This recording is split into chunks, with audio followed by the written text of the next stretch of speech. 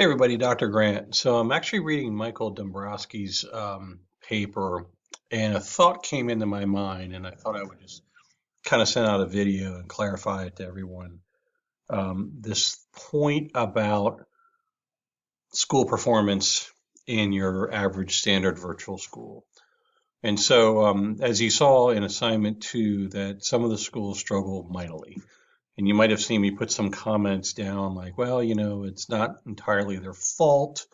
Often these are schools of last resort for kids. Sometimes they go to 4 or 5 virtual schools and bounce around, and then they eventually get flushed out of the system. But there's a couple things to keep in mind with that. That it's I can't put all the blame on virtual learning in general. And so allow me to frame this, okay? So most kids who go into a virtual environment, they go there because the school system has failed them in some way.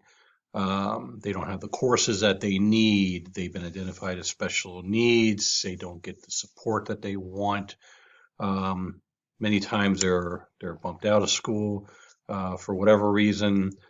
Sometimes there's a pregnancy involved and they don't have access to the school anymore.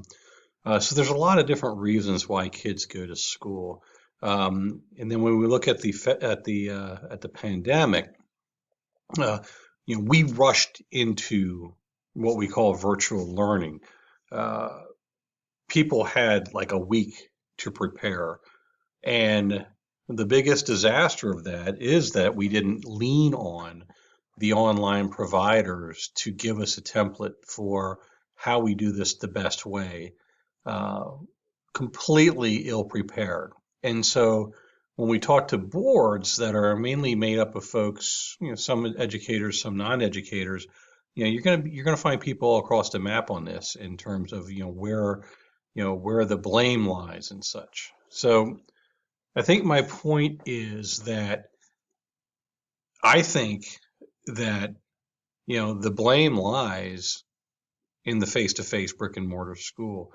That we can point to that, and then we can say, okay,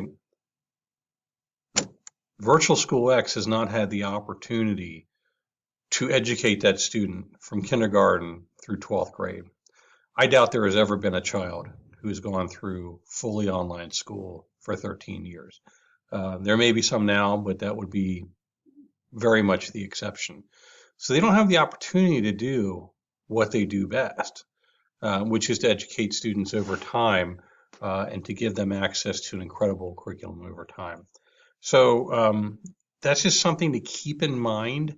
I'm not defending any virtual schools, and I'm not defending schools that have very poor school performance. But when you're comparing apples to oranges, um, that K-12 school in most cases has educated that child for 12 years or 13 years. So anyway, just keep that in mind and look for your comments coming back. Take good care.